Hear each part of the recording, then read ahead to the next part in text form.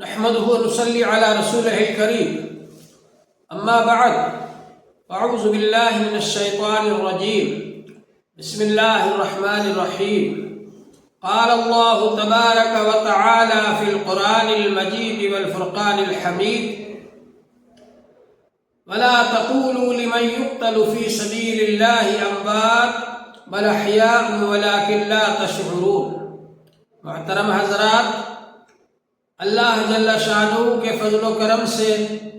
ہم نے آپ حضرات کے سامنے حضرت علی رضی اللہ تعالی عنہ کی خلافت کے بارے میں بیان کیا۔ حضرت علی رضی اللہ تعالی عنہ خلیفہ راشد ہیں۔ خلفائے راشدین میں ان کا چوتھا درجہ ہے۔ ساری امت نے متفقہ طور پر ان کو اجتماعی طور پر اپنا امیر منتخب فرمایا، اور تمام علماء کا اس بات پر اتفاق ہے کہ حضرت علی رضی اللہ تعالی عنہ جب تک حیات رہے تو وہی امیر برحق تھے، اور حضور پاک صلی اللہ علیہ وآلہ وسلم کی حدیث جو تواتر کے درجے سے ثابت ہے۔ علامہ ابن حجر عسقلانی رحمۃ اللہ علیہ نے لکھا ہے شرح بخاری فتح الباری میں کہ یہ حدیث کہ تقتلک الفئۃ الباغیہ یا عمار، اے عمار آپ کو ایک باغی جماعت قتل کرے گی، یہ حدیث تواتر کے ساتھ ثابت ہے۔ جب حضرت عمار رضی اللہ تعالی عنہ کو جنگ صفین میں حضرت معاویہ رضی اللہ عنہ کے لشکر نے شہید کیا تو یہ بات واضح طور پر ثابت ہو گئی کہ حضرت علی رضی اللہ تعالی عنہ حق پر ہے، اور حضرت معاویہ رضی اللہ تعالی عنہ حق پر نہیں ہے بلکہ وہ باغی جماعت ہے۔ اور جب حضرت علی رضی اللہ تعالی عنہ سے پوچھا گیا کہ آپ نے ان سے کیوں قتال کیا، کیا یہ ایمان والے نہیں ہیں، تو حضرت علی رضی اللہ تعالی عنہ نے جواب دیا ایمان والے ہیں، ہمارے بھائی ہیں، اخواننا بغوا علینا، ہمارے بھائی ہیں وہ بغاوت کر کے آئے اس لیے ہم نے ان سے جنگ کی۔ اللہ جل شانہ نے ارشاد فرمایا ہے قرآن پاک کے اندر فَإِن بَغَتْ إِحْدَاهُمَا عَلَى الْأُخْرَى فَقَاتِلُوا الَّتِي تَبْغِي حَتَّى تَفِيَ إِلَىٰ أَمْرِ اللَّهِ، اگر کوئی باغی جماعت آئے اور وہ قتال کرے تو اس سے قتال کرو یہاں تک کہ وہ اللہ کے حکم کی طرف لوٹ آئے۔ تو حضرت علی رضی اللہ تعالیٰ عنہ نے اس وجہ سے قتال کیا، اور حضرت علی رضی اللہ تعالیٰ عنہ اس وقت حق پر تھے جب تک وہ امیر رہے۔ حضور پاک صلی اللہ علیہ وآلہ وسلم نے ارشاد فرمایا ہے کہ میرے بعد تم بہت سے اختلافات دیکھو گے، فَسَيَرَوْنَ اخْتِلَافًا كَثِيرًا فَعَلَيْكُمْ بِسُنَّتِي وَسُنَّتِ الْخُلَفَاءِ الرَّاشِدِينَ الْمَهْدِيِّينَ، تم پر لازم ہے کہ تم میرے طریقے کے مطابق چلنا، اور خلفائے راشدین جو ہدایت یافتہ ہیں ان کے طریقے کے مطابق چلنا۔ اور حضور پاک صلی اللہ علیہ وآلہ وسلم نے ارشاد فرمایا میرے بعد خلافت 30 سال تک رہے گی، اور اس کے بعد بادشاہت آ جائے گی، اور پھر اس کے بعد کاٹ کھانے والی حکومت آ جائے گی۔ تو اللہ جل شانہ نے یہ ماجرا دکھایا پوری امت کو کہ حضرت علی رضی اللہ تعالی عنہ جب امیر تھے تو اس وقت ایک طرف جنگ جمل ہوئی، اس میں بھی اللہ تعالیٰ نے ان کو کامیاب فرمایا، اور انہوں نے حضرت عائشہ رضی اللہ تعالی عنہ کو پورا واقعہ سمجھایا اور ان کی سمجھ میں آ گیا۔ حضرت زبیر رضی اللہ تعالیٰ عنہ کے سامنے حضرت علی رضی اللہ عنہ نے حدیث بیان کی کہ رسول پاک صلی اللہ علیہ وآلہ وسلم نے فرمایا تھا ایک وقت آئے گا کہ تم علی سے قتال کرو گے، جنگ کرو گے، اس وقت علی حق پر ہوں گے اور تم ناحق ہو گے۔ جب یہ بات حضرت زبیر رضی اللہ عنہ نے سنی تو ان کو وہ حدیث یاد آ گئی اور وہ میدان چھوڑ کر جانے لگے۔ ایک شخص نے حضرت زبیر رضی اللہ تعالیٰ عنہ کو شہید کر دیا جنگ جمل کے اندر، اور وہ شہید ہو گئے۔ حضور پاک صلی اللہ علیہ وسلم نے فرمایا تھا، اے علی، ابن صفیہ یعنی زبیر کے قاتل کو جہنم کی خوشخبری سنا دو۔ جب وہ شخص حضرت علی رضی اللہ عنہ کے پاس آیا تو حضرت علی رضی اللہ عنہ نے اس سے فرمایا کہ میں تجھ کو جہنم کی خوشخبری سناتا ہوں۔ رسول پاک صلی اللہ علیہ وآلہ وسلم نے یہ بات ارشاد فرمائی ہے۔ بہرحال اسی طرح حضرت طلحہ رضی اللہ تعالیٰ عنہ کو مروان نے شہید کیا، جو کہ جنگ جمل کے اندر صحابہ کرام کو بھڑکا کر لایا تھا، اور اس نے یہ جنگ جمل کا معاملہ برپا کیا تھا۔ اسی طرح سے مروان نے ہی حضرت معاویہ رضی اللہ تعالیٰ عنہ کو بھڑکایا، اور اس نے ہی جنگ صفین کا معاملہ بھڑکایا، جنگ صفین کو قائم کروایا، جس کے اندر 80,000 کے قریب مسلمان شہید ہو گئے۔ لیکن جب اس جنگ کے اندر حضرت عمار رضی اللہ تعالیٰ عنہ، جو حضرت علی رضی اللہ عنہ کے کمانڈر تھے، جب وہ شہید ہوئے تو بہت سے حضرات جو حضرت معاویہ رضی اللہ عنہ کے ساتھ تھے، ان کو یہ بات سمجھ میں آ گئی کہ ہم تو ناحق لڑ رہے ہیں، حق تو حضرت علی رضی اللہ عنہ کے ساتھ ہے، لہذا وہ حضرات حضرت علی رضی اللہ عنہ کے ساتھ آ گئے۔ اس طرح سے جنگ صفین کے اندر یہ معاملہ ہوا، اور پھر اس کے بعد حضرت علی رضی اللہ تعالیٰ عنہ بہت دنوں تک حیات رہے۔ پھر حضرت علی رضی اللہ عنہ کو ابن ملجم نے شہید کر دیا، اور حضرت علی رضی اللہ عنہ کے بعد لوگوں نے مشورہ کر کے حضرت حسن رضی اللہ تعالیٰ عنہ کو امیر بنایا۔ حضرت حسن رضی اللہ تعالیٰ عنہ جب چھوٹے بچے تھے تو ایک بار وہ مسجد نبوی میں دوڑتے ہوئے آئے، حضور پاک صلی اللہ علیہ وآلہ وسلم خطبہ دے رہے تھے، آپ نے دیکھا تو آپ ممبر سے اترے اور آپ نے حضرت حسن رضی اللہ عنہ کو گود میں اٹھا لیا، اور اس کے بعد آپ نے یہ بات ارشاد فرمائی، ابنی ھذا سید، میرا یہ بیٹا سردار ہے، اور فرمایا کہ وَلَعَلَّ اللَّهَ يُصْلِحَ بِهِ بَيْنَ فِئَتَيْنِ عَظِیمَتَيْنِ مِنَ الْمُسْلِمِینَ، اللہ تعالیٰ اس کے ذریعے مسلمانوں کی دو جماعتوں کے درمیان صلح کرا دینا۔ تو اللہ جل شانہ نے یہ بات ظاہر فرمائی جب حضرت حسن رضی اللہ تعالیٰ عنہ امیر بنے، اور اس وقت پھر جنگ کی نوبت آئی تو حضرت حسن رضی اللہ عنہ نے صلح کر لی معاویہ رضی اللہ عنہ سے، تاکہ آپس میں جنگ جدال نہ ہو اور خون نہ بہے۔ تو اس طرح سے آپس میں صلح ہو جانے کے بعد میں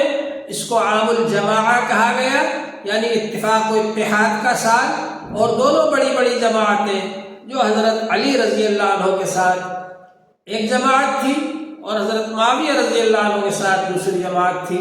جو برسا برس سے جنگیں کر رہی تھی، وہ آپس میں متحد ہو گئے۔ تو بہرحال اللہ جل شانہ نے پھر آپس میں اتفاق اور اتحاد پیدا فرما دیا، اور معاویہ رضی اللہ تعالیٰ عنہ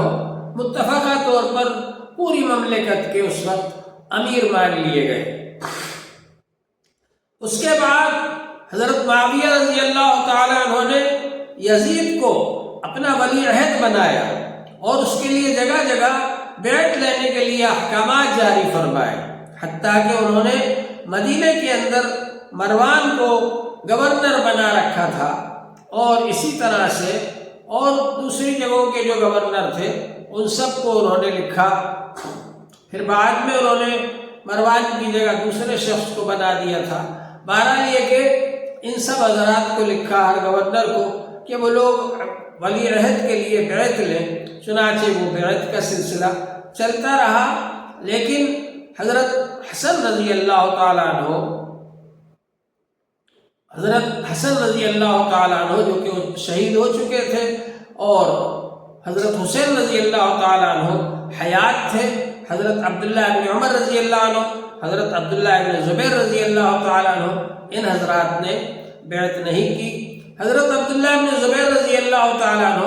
مکہ شریف آ گئے، اور مکے والوں نے ان کو امیر مان لیا، اور ان کی عمارت مکہ شریف میں قائم ہو گئی۔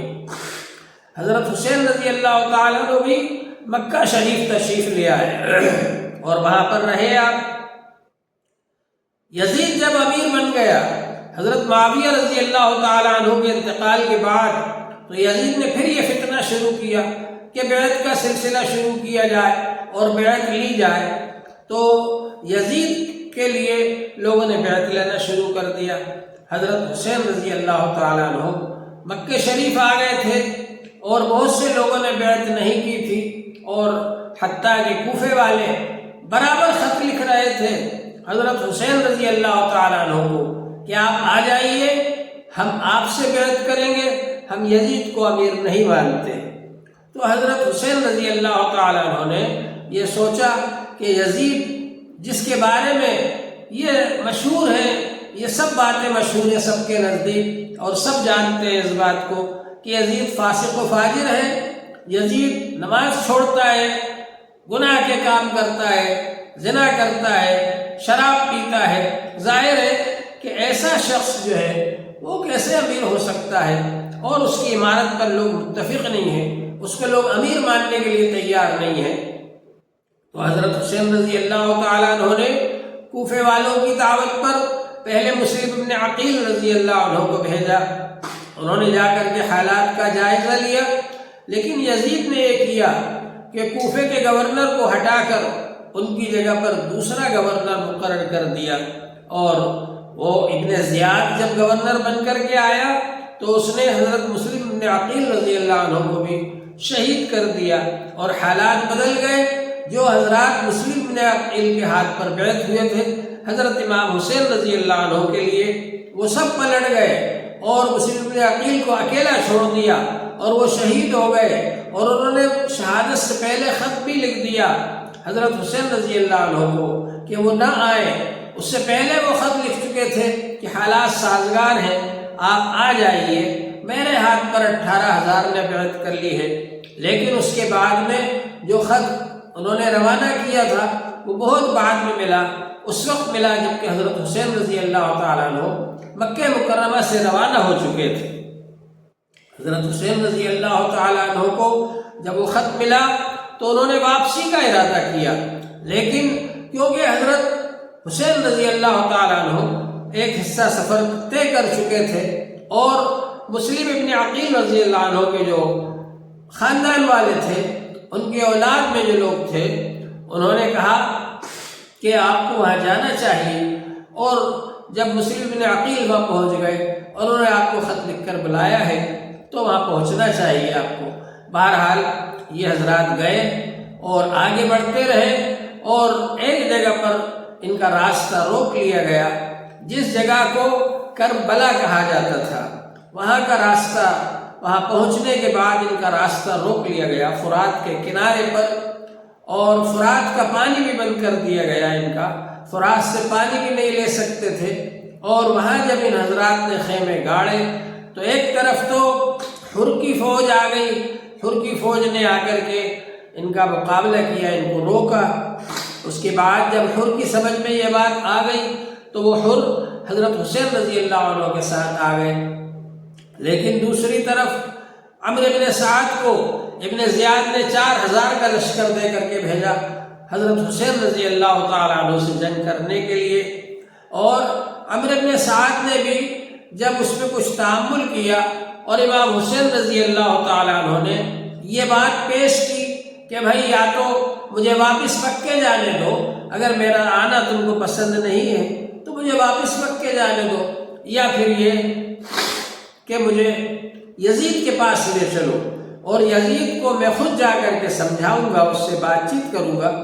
ہو سکتا ہے کہ وہ میرے سمجھانے سے ان برائیوں کو چھوڑ دے جو برائیاں ایسی ہیں جن کی وجہ سے لوگ اس کے ہاتھ پر بیعت نہیں کر رہے ہیں، اور اگر وہ نہ چھوڑے تو اس کی جگہ پر ہو سکتا ہے کہ کوئی دوسرے آدمی کو منتخب کر لیا جائے۔ بہرحال جو بھی ہو مجھے خود یزید کے پاس جانے دو، میں خود جا کر کے اس سے بالمشافہہ بات کروں گا۔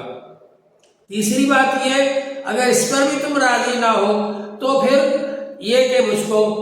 سرحد پر جانے دو اور میں کفار سے جنگ کرتے ہوئے اور جہاد کرتے ہوئے وہاں پر شہید ہو جاؤں گا۔ لیکن ان تینوں باتوں میں سے کسی بھی بات کو نہیں مانا۔ عمرو بن سعد نے کہا تھا ارے یہ تو بہت اچھی بات ہے، معاملہ طے ہو جائے گا، لیکن جب اس نے تینوں باتیں لکھ کر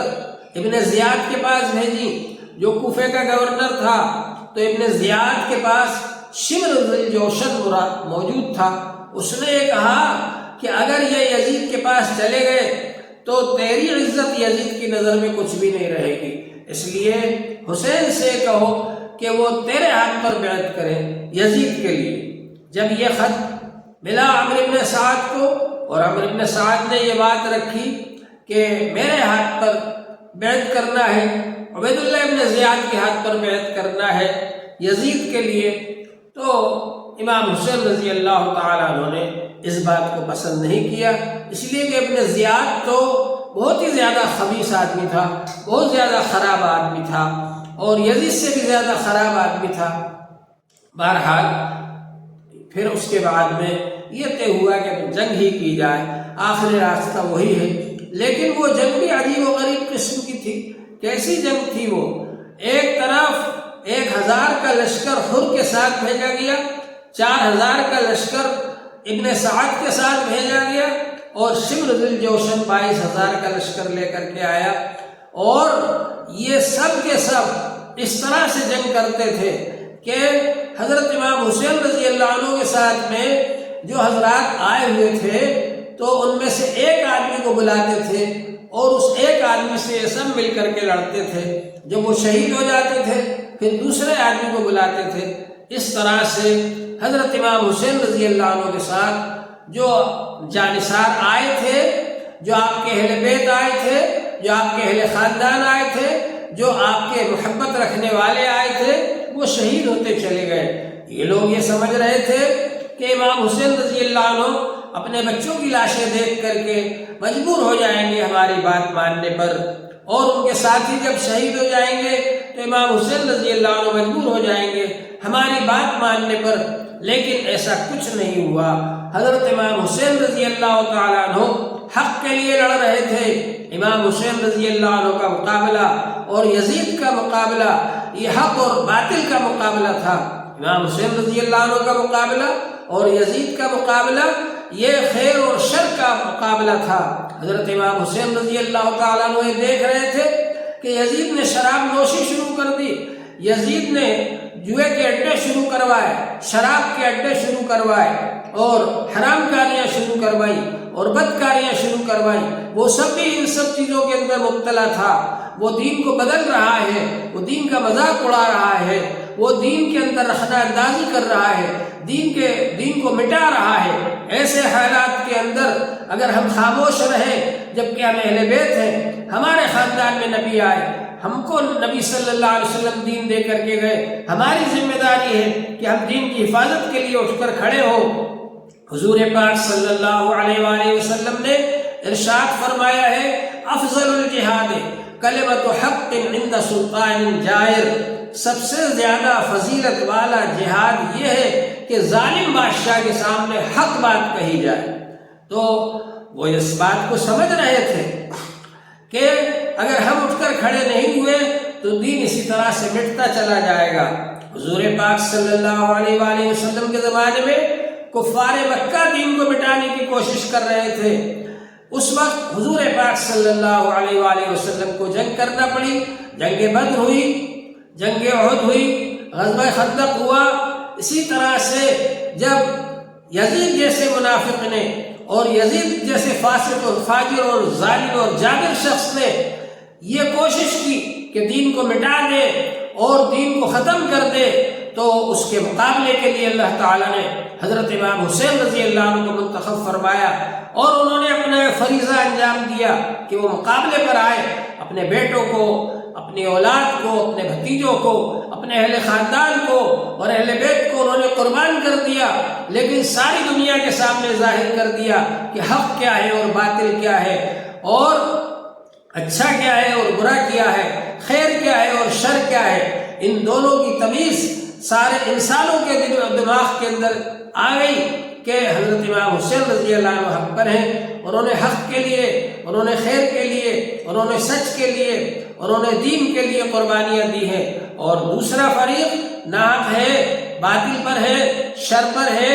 جھوٹ پر ہے، مکاری پر ہے، وہ گمراہی پر ہے، اور وہ گمراہی کو پھیلا رہا ہے۔ اس لیے اس کا مقابلہ کرنا ضروری تھا۔ اگرچہ کوفے والوں نے لالچ کی وجہ سے، خوف کی وجہ سے 150 خط حضرت امام حسین رضی اللہ عنہ کو لکھنے کے بعد بھی ان کا ساتھ نہیں دیا اور ان کو بلانے کے بعد ان کو تنہا اور اکیلا چھوڑ دیا، لیکن اللہ تعالی نے اس بات کو ظاہر کر دیا ساری دنیا کے سامنے، قیامت تک کے آنے والے لوگوں کے سامنے، کہ امام حسین رضی اللہ تعالیٰ عنہ نے جس مقصد کے لیے قربانی دی وہ مقصد یہ تھا کہ حق کو سر بلند کیا جائے، اعلاء کلمت الحق کیا جائے، حق کا کلمہ بلند کیا جائے، باطل کو سر نگو کیا جائے، اور یہ نہ دیکھا جائے کہ ایک طرف حکومت ہے، ایک طرف طاقت ہے، ایک طرف اکثریت ہے۔ نہیں، اگر حق پر عمل کرنے والے تھوڑے لوگ بھی ہیں اور وہ قربانی بھی دے رہے ہیں اور ظاہری طور پر وہ جنگ کو ہار بھی گئے ہیں، مگر اس کے باوجود بھی اللہ تبارک و تعالی نے ان کے لیے کامیابی لکھی ہے، اور دنیا میں بھی کامیاب ہوئے اور آخرت میں بھی کامیاب ہوئے۔ قیامت تک کے آنے والے انسانوں کے سامنے یہ بات ظاہر ہو گئی، اور قیامت تک حضرت امام حسین رضی اللہ عنہ کا نام روشن رہے گا، اور باطل پرستوں کا نام اللہ تبارک و تعالی مٹا دے گا۔ آج اللہ تبارک و تعالی نے اس بات کو ظاہر کر دیا، واضح کر دیا۔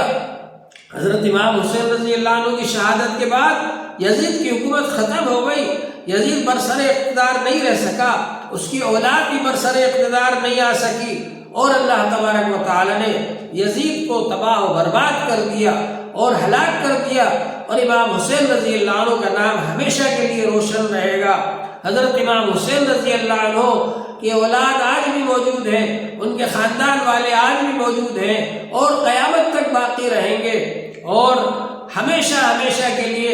اللہ تعالیٰ نے اس بات کو ظاہر کر دیا کہ جب بھی کوئی باطل آئے گا، جب بھی کوئی ناحق کھڑا ہوگا، جب بھی کوئی ظالم و جابر آئے گا، جب بھی کوئی گناہوں کو پھیلانے والا آئے گا اور برائیوں کو پھیلانے والا آئے گا، اس کا مقابلہ کرنے کے لیے اللہ تعالیٰ حسین صفت لوگوں کو کھڑا کریں گے جو کہ اس ظالم و جابر کا مقابلہ کریں گے، اور اس کو اس بات کو ظاہر کریں گے تمام لوگوں کے سامنے کہ یہ ناحق ہے، یہ باطل پر ہے، یہ گمراہی پر ہے، اس کا ساتھ نہ دیا جائے، اس کی بات نہ مانی جائے، اور حق کا ساتھ دیا جائے اور حق کی بات مانی جائے۔ چنانچہ اللہ جل شانہ نے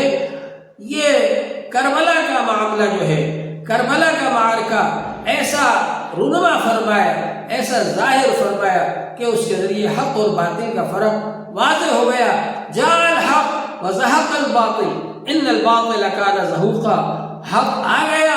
باطل ختم ہو گیا، اور باطل تو ختم ہونے کے لیے ہی ہے۔ اور شاعر نے کہا ہے کہ قتل حسین اصل میں مرگ یزید ہے، قتل حسین اصل میں مرگ یزید ہے، اسلام زندہ ہوتا ہے ہر کربلا کے بعد۔ جب جب بھی ایسے باطل پرست لوگ آئیں گے تو ان کا مقابلہ کرنے کے لیے اہل حق کھڑے ہوں گے اور وہ ان کا مقابلہ کریں گے۔ یہی حسینی مشن ہے، امام حسین رضی اللہ عنہ کا یہی پیغام ہے ساری امت کے نام۔ امام حسین رضی اللہ تعالیٰ عنہ کے اس حسینی مشن کو آگے بڑھانا ہے، اور اس بات کو یاد رکھنا ہے کہ حق کا سر بلند کرنا ہے، اعلاء کلمت الحق کرنا ہے۔ حضور پاک صلی اللہ علیہ وآلہ وسلم نے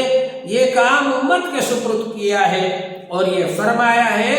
افضل الحق افضل الجہاد کلمت حق عند سلطان جائر، سب سے زیادہ فضیلت والا جہاد یہ ہے کہ ظالم بادشاہ کے سامنے حق بات کہی جائے۔ اس مقصد کے لیے انہوں نے قربانی دی، دین کو زندہ رکھنے کے لیے، دین کو باقی رکھنے کے لیے۔ آج ہماری ذمہ داری ہے کہ ہم اپنے زندگی کے اندر، اپنے گھروں کے اندر، اپنے خاندانوں کے اندر، اپنی برادریوں کے اندر، اپنے شہروں کے اندر دین کو زندہ رکھیں اور باطل کو ختم کر دیں۔ یہ ہماری ذمہ داری ہے، اور قیامت تک کے آنے والے انسانوں کی ذمہ داری ہے۔ حضرت ابو بکر رضی اللہ تعالیٰ عنہ نے اپنے زمانے میں فرمایا تھا، جب لوگ مرتد ہونے لگے تھے تو انہوں نے فرمایا تھا اَيُنْقَصُ الدِّينُ وَأَنَا حَيٌّ، کیا یہ ہو سکتا ہے کہ میرے زندہ رہتے ہوئے دین میں کمی آ جائے؟ یہی بات ہم کو پیش نظر رکھنا چاہیے کہ ہمارے زندہ رہتے ہوئے دین میں کمی نہ آئے۔ حضرت امام حسین رضی اللہ عنہ نے اس بات کو پیش نظر رکھا اور انہوں نے اپنی اور اپنے اہل خاندان کی قربانیاں دیں۔ آج ہم لوگ حضرت امام حسین رضی اللہ تعالیٰ عنہ اور ان کے اہل خاندان کے لیے دعا کرتے ہیں کہ اللہ تعالیٰ ان کو بلند سے بلند ترین درجات عطا فرمائے، اور اس کی کوشش ہونا چاہیے کہ ہم ان کے لیے اصال ثواب کریں، ہم ان کو ثواب پہنچاتے رہیں اور اللہ تبارک و تعالیٰ سے ان کے لیے دعا کرتے رہیں بلندی درجات کے لیے۔ اللہ جل شانہ نے قرآن پاک کے اندر ارشاد فرمایا ہے کہ وَلَا تَقُولُوا لِمَن يُقْتَلُ فِي سَبِيلِ اللَّهِ أَمْوَاتٌ، جو میرے راستے میں شہید کر دیے گئے، جو میرے لیے شہید کر دیے گئے، ان کو مردہ نہ کہو، وہ تو زندہ ہے، وَلَٰكِن لَا تَشْعُرُونَ، لیکن تم شعور نہیں رکھتے۔ اور حضور پاک صلی اللہ علیہ وآلہ وسلم نے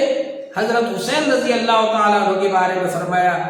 کہ حسین منی وأنا من حسین، حسین کا مجھ سے تعلق ہے اور میرا تعلق حسین سے ہے، حسین میرے ہیں اور میں حسین کا ہوں۔ اور احب اللہ من احب حسینا، اللہ اس سے محبت رکھے جو حسین سے محبت رکھے۔ اور ایک موقع پر حضور پاک صلی اللہ علیہ وآلہ وسلم نے ارشاد فرمایا کہ حضرت حسن اور حضرت حسین رضی اللہ عنہما دونوں کے بارے میں فرمایا اللہم انی احبہما فاحب من احبہما، اے اللہ تعالی میں ان دونوں سے محبت کرتا ہوں، تو بھی ان دونوں سے محبت کر، اور جو ان سے محبت کرے تو ان سے بھی محبت کر۔ اور یہ بھی فرمایا وَبُغُضْ مَنْ أَبْغَضَهُمَا، جو ان سے بغض رکھے ان سے بھی تو بغض رکھ۔ اور حضور پاک صلی اللہ علیہ وآلہ وسلم نے یہ بھی ارشاد فرمایا سیدہ شباب اہل الجنہ الحسن والحسین، جنتی نوجوانوں کے سردار امام حسن رضی اللہ عنہ ہیں اور امام حسین رضی اللہ عنہ ہیں، یہ دونوں جنتی نوجوانوں کے سردار ہیں۔ جو لوگ جوانی میں انتقال کر جاتے ہیں، جب وہ جنت میں جائیں گے ان کے سردار حضرت امام حسن رضی اللہ عنہ ہوں گے اور حضرت امام حسین رضی اللہ عنہ ہوں گے۔ اللہ جل شانہ جنت میں بھی ہم کو ان کے ساتھ جمع فرمائے۔ وآخر دعوانا الحمد للہ۔